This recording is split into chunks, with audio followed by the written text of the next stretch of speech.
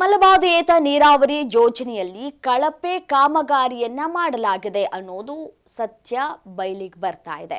ಈ ವಿಚಾರಕ್ಕೆ ಸಂಬಂಧಪಟ್ಟಂತೆ ಒಂದಷ್ಟು ಡೆವಲಪ್ಮೆಂಟ್ಸ್ ಆಗಿದೆ. ಏನಾಗಿದೆ ಡೀಟೇಲ್ಸ್ ಬರ್ತಾ ಇದೆ, ಬನ್ನಿ ನೋಡ್ತಾ ಹೋಗೋಣ. ಮಲಬಾರಿಯೇತ ನೀರಾವರಿ ಯೋಜನೆಯಲ್ಲಿ ಕಳಪೆ ಕಾಮಗಾರಿ ಆಗಿದೆ.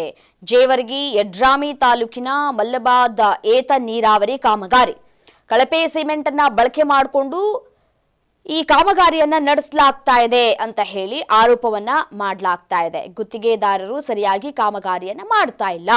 ಹೋರಾಟಗಾರರ ಆರೋಪ ಬೆನ್ನಲ್ಲೇ ಡಾಕ್ಟರ್ ಅಜಯ್ ಸಿಂಗ್ ಸ್ಪಷ್ಟನೆ ಕೊಡುವಂತಹ ಕೆಲಸವನ್ನ ಮಾಡಿದ್ದಾರೆ. ಇದು ರೈತರ ಅತ್ಯಂತ ಪ್ರಮುಖವಾದ ಕನಸಿನ ಯೋಜನೆ. ನಯಾ ಪೈಸಾ ಕಳಪೆ ಕಾಮಗಾರಿ ಮಾಡೋದಕ್ಕೆ ನಾವು ಬಿಡೋದಿಲ್ಲ. ಅಧಿಕಾರಿಗಳಿಗೆ ಕೂಡ ಹೇಳಿದ್ದೇನೆ, ಬಿಲ್ ಕೂಡ ಇನ್ನೂ ಆಗಿಲ್ಲ. ನಾನು ಖುದ್ದಾಗಿ ಹೋಗಿ ಯೋಜನೆ ವೀಕ್ಷಣೆ ಮಾಡ್ತೀನಿ.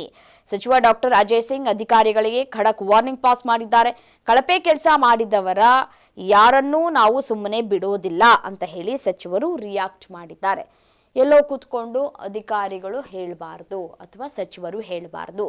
ಖುದ್ದು ಈ ಕಾಮಗಾರಿ ಏನ್ ನಡೀತಾ ಇದೆಯಲ್ಲ, ಈ ಮಲಬಾದ್ ಏತ ನೀರಾವರಿ ಕಾಮಗಾರಿ ಏನ್ ಸಾಕ್ತಾ ಇದೆಯಲ್ಲ, ಜೇವರ್ಗಿ ಯಡ್ರಾಮಿ ತಾಲೂಕಿನ ಮಲಬಾದ್ ಏತ ನೀರಾವರಿ ಕಾಮಗಾರಿ, ಅಲ್ಲಿಗೆ ಹೋಗಿ ಸಚಿವರು ಖುದ್ದು ಭೇಟಿಯನ್ನ ಕೊಟ್ಟು ಕಾಮಗಾರಿ ಹೇಗ್ ನಡೀತಾ ಇದೆ, ಕಳಪೆ ಸಿಮೆಂಟ್ ಅನ್ನ ಬಳಕೆ ಮಾಡಿಕೊಂಡು ಗುತ್ತಿಗೆದಾರರು ಕಾಮಗಾರಿಯನ್ನ ನಡೆಸ್ತಾ ಇದ್ದಾರಾ ಇಲ್ವಾ ಅಂತ ಹೇಳಿ ಖುದ್ದು ಫೀಲ್ಡ್ಗಿಳಿದು ಪರಿಶೀಲನೆ ಮಾಡಬೇಕು.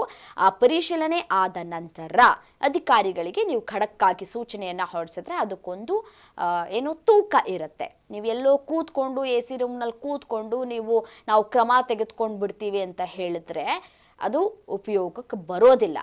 ಹೋರಾಟಗಾರರು ಹೋರಾಟವನ್ನ ಮಾಡ್ಕೊಳ್ತಾನೆ ಬರ್ತಾರೆ.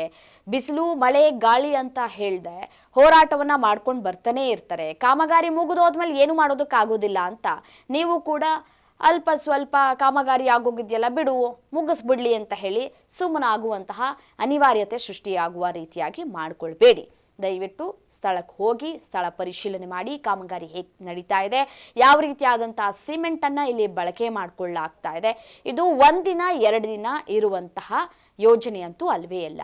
ಬಹಳ ವರ್ಷಗಳ ಕಾಲ ಉಳಿದುಕೊಳ್ಬೇಕಾಗಿದೆ ಈ ಕಾಮಗಾರಿ. ಇದರಿಂದ ಸಾಕಷ್ಟು ಪ್ರಯೋಜನವನ್ನ ರೈತರು ಪಡ್ಕೊಳ್ಬೇಕಾಗಿದೆ. ಸೊ ಹಾಗಾಗಿ ನಯಾ ಪೈಸೆ ಕೊಡಲ್ಲ, ಹಾಗೆ ಮಾಡಲ್ಲ, ಕಳಪೆ ಕಾಮಗಾರಿ ಮಾಡಬೇಕು, ನಾವು ಬಿಡೋದಿಲ್ಲ, ಅಂಥವ್ರ ವಿರುದ್ಧ ಕ್ರಮ ತೆಗೆದುಕೊಳ್ತೀವಿ ಅಂತ ಹೇಳಿ AC ರೂಮಲ್ಲಿ ಕೂತ್ಕೊಂಡು ಹೇಳೋ ಬದಲು ಸ್ಥಳಕ್ಕೆ ಹೋಗಿ ಹೇಗೆ ನಡೀತಾ ಇದೆ ಕಾಮಗಾರಿ ಹೇಗೆ ನಡೀತಾ ಇದೆ, ಯಾವ ರೀತಿಯಾಗಿ ಮಾಡ್ತಾ ಇದ್ದಾರೆ ಅಂತ ಹೇಳಿ ನೀವು ಅಲರ್ಟ್ ಆಗಿ ಹೋಗಿ ನೋಡಿಕೊಂಡ್ರೆ ಅಲ್ಲಿನ ಅಕ್ಕಪಕ್ಕದ ರೈತರಿಗೂ ಕೂಡ ಖುಷಿ ಆಗತ್ತೆ. ಸಚಿವರು ಬಂದರು, ಸೂಚನೆ ಕೊಟ್ಟರು, ಅಟ್ಲೀಸ್ಟ್ ಇನ್ನು ಮುಂದೆ ಆದರೂ ಕಳಪೆ ಕೆಲಸವನ್ನ ನಿಲ್ಲಿಸ್ತಾರೆ ಅನ್ನೋದು ನಂಬಿಕೆ ಬರುತ್ತೆ. ಆ ನಂಬಿಕೆನ ಉಳಿಸ್ಕೊಳ್ಳಿ ಅಷ್ಟೇ.